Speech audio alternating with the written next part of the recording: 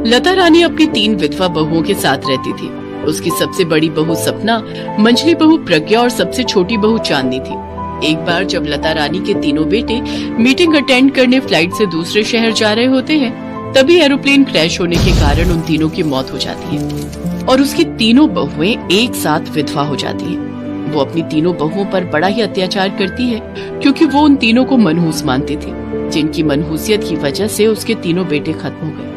एक सुबह चांदनी के जोर से चीखने की आवाज आती है तो उसकी जेठानियां भागते हुए बाथरूम की तरफ जाती हैं। वो देखती है कि उनकी सास चांदनी का हाथ गर्म बाल्टी के पानी में डुबाकर जला देती है।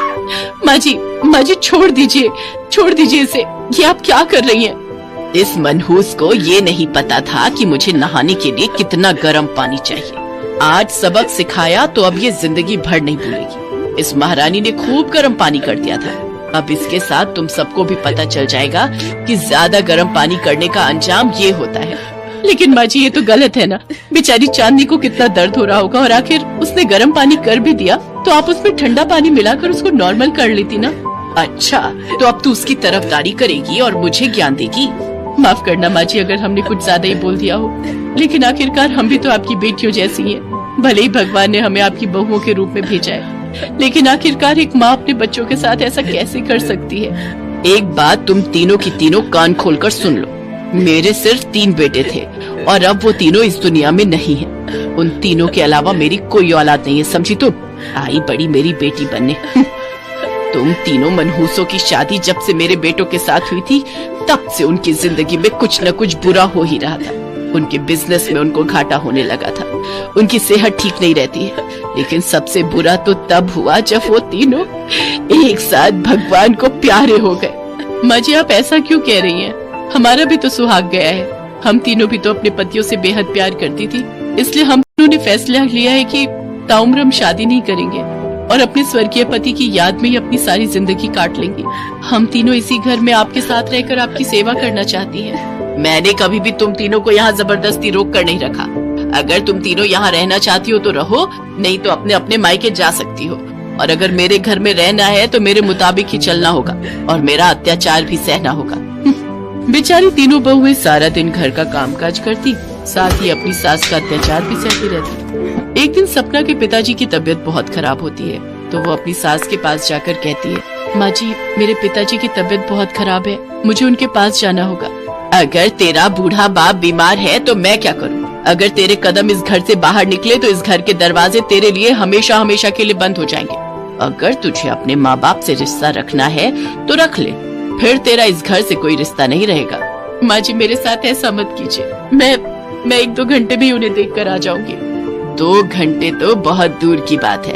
अगर तू 5 मिनट के लिए भी यहाँ से गायब हुई तो तेरे लिए इस घर के दरवाजे बंद, समझी? सपना रोते हुए अपने कमरे में जाती है और फूट फूट कर अपनी किस्मत को कोसते हुए रोने लगती है। तभी प्रज्ञा उसके पास आती है और उससे पूछती है, क्या हुआ दीदी, आप रो क्यों रही हैं? प्रज्ञा देखना, मेरे पिताजी की तबीयत बहुत खराब है, लेकिन बात यह है कि मुझे उनसे मिलने जाने देने के लिए मना कर रही है। अच्छा तो ये बात है दीदी, आप चिंता मत करो, मैं कुछ सोचती हूँ। रात को प्रज्ञा जल्दी खाना बनाकर अपनी सास को दे देती है, साथ ही उसमें एक नींद की गोली मिला देती है, जिसे लता को खाना खाते ही नींद आ जाती है और वो अपने कमरे में जाकर सो जाती है। सपना मौका देखकर प्रज्ञा के साथ अपने मायके चली जाती है। उसका मायका उसके ससुराल से 15 मिनट की दूरी पर ही था। थोड़ी देर मिलकर ही वो दोनों वापस घर आ जाती हैं, लेकिन लता की आंख तब तक खुल चुकी होती है और वो उन दोनों को वापस आता देख लेती है और फिर उन दोनों पर चिल्लाते हुए कहती है, सपना तूने मेरे मना करने के बावजूद भी मेरी बात नहीं मानी। वो तो शुक्र है कि मैंने तेरे बाप की तबीयत जानने के लिए तेरी माँ को फोन किया और मुझे पता चला कि तू वहाँ पहुँची हुई है। मैं जानती हूँ माँ जी कि मैंने आपकी आज्ञा का पालन नहीं किया और आपके मना करने के बाद भी अपने पिताजी को देखने गई, लेकिन मैं क्या करती माँ जी, एक बेटी का दिल अपने बीमार पिता को देखने के लिए तरस रहा था और मैं खुद को नहीं रोक पाई। अब मुझे तुम्हारे कोई बहाने नहीं सुनने, अभी के अभी तुम मेरे घर से निकल जाओ। तभी वहाँ चांदनी भी आ जाती है और सपना की तरफदारी करते हुए चांदनी और प्रज्ञा लता रानी से कहती है, माँ जी अगर दीदी इस घर से जाएगी तो मैं भी इस घर में नहीं रहूंगी। माँ जी हमने आपको बहुत प्यार और सम्मान देने की कोशिश की, लेकिन लगता है कि हमारी कोशिश कभी कामयाब नहीं होगी। दीदी बिल्कुल सही कह रही है, आप हमें अपने परिवार का हिस्सा नहीं समझती और न ही हमें अपनी बहू मानती है। इसके बावजूद हम तीनों आपको खुश करने की हर कोशिश करती रही, लेकिन उसके बदले में हमें क्या मिलता है आपसे? अगर तुम तीनों को इतनी ही तकलीफ है तो चली जाओ यहाँ से। तुम तीनों यहाँ रह भी अपनी मर्जी से ही रही थी, और अगर जाना भी चाहती हो तो अपनी मर्जी से जाओ। मैं तुम तीनों को नहीं रोकूंगी, और अगर मेरे घर में रहना है तो मेरा अत्याचार तो तुम्हें सहना ही पड़ेगा। तीनों बहुएं एक साथ वो घर छोड़कर अपने अपने मायके चली जाती हैं। ऐसे ही कुछ दिन बीत जाते हैं। अब लता रानी पूरे घर में अकेले ही रहती थी। अकेली रहते हुए उसे अपनी बहुओं की कीमत समझ आती है, और उसे इस बात का एहसास होता है कि उसकी बहुएं नहीं बल्कि बेटियां थी, जो दिन रात उसकी सेवा में लगी रहती थी और उसके हर एक अत्याचार को सहती थी। मुझसे बहुत बड़ी गलती हो गई जो मैंने अपनी देवी समान बहुओं को इस घर से निकाल दिया। अरे मेरे पास अब दिन ही कितने हैं, बुढ़ापे का शरीर है, आज हूँ कल नहीं। ऊपर वाले ने मेरा पूरा परिवार तो पहले ही खत्म कर दिया।